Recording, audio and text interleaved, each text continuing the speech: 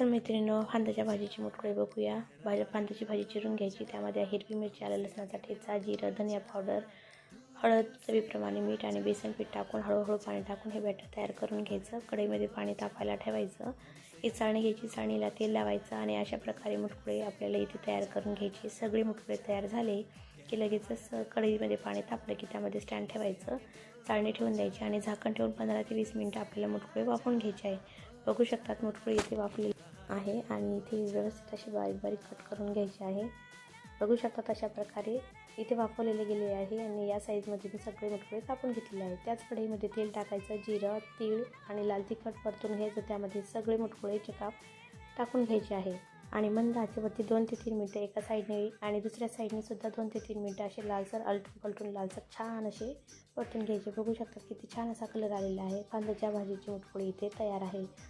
तर अशाच वेगवेगळ्या रेसिपीसाठी माझ्या स्वरा फुलाने किचन चॅनलला नक्की सबस्क्राईब करायला विसरू नका.